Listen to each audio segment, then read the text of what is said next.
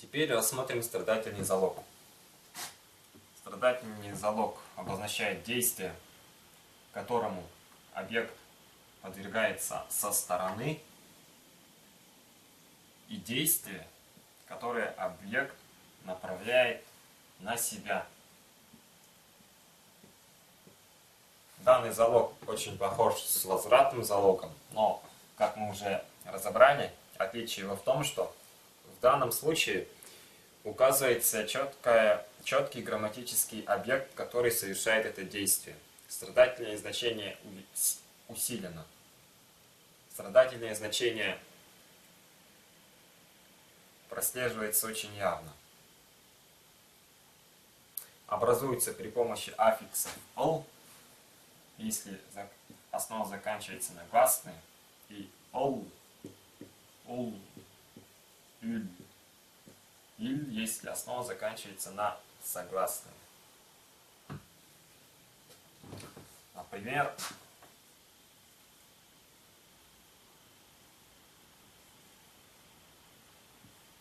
товар искать. Страдательное значение товар.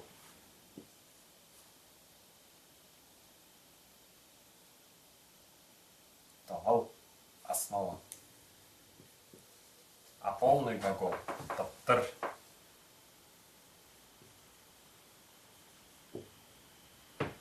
Товар искать, подвергнуться поиску, найтись, таптыр.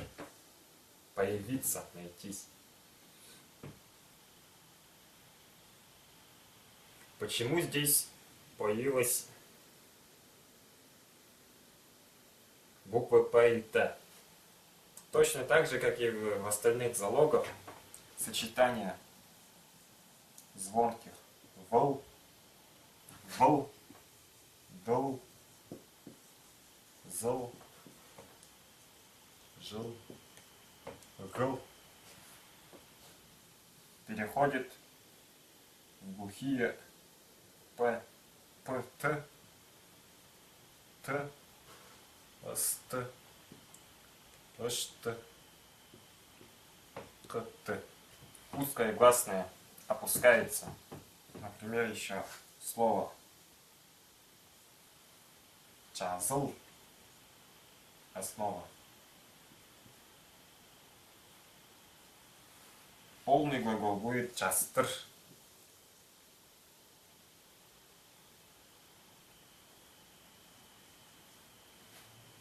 Беглое гласное исчезло, зл оглушились, ст, частыр. Взрываться. Еще пример. Тыгль, тыгер. Высыпаться, выливаться, значит тыгер. Тыгль. Основа с аффиксом страдательного залога. Полный глагол. Тыгтыр.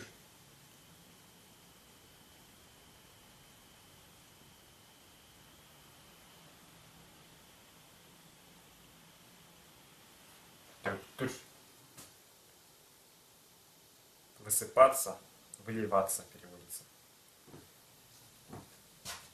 Еще, например, хостар, освобождать. Основа хоста присоединяется ол, полный глагол. Хосталыр, освобождаться, страдательный залог. Точно так же тыгнар, основа тыгна. Ол, тыгнадыр, полный глагол тыгнадыр. Слышаться. Вот. Но, как уже отметили, подобно предыдущим случаям, предыдущим залогам, если аффикс с узкой гласной, ол, и за ней следует точно такая же узкая гласная, то гласная опускается. Например, ояр, ойлур, оюл. Становиться дырявым. Полный глагол. Ойлур. Становиться дырявым. Опустилась буква У. Ол. Ойлур. Перешло слово ойлур. Чарл.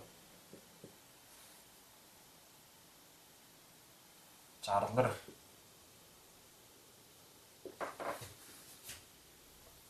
Чарл.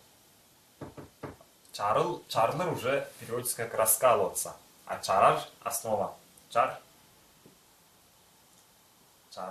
раскалывать. Чарлер. Вот это вот страдательный глагол тувинского языка.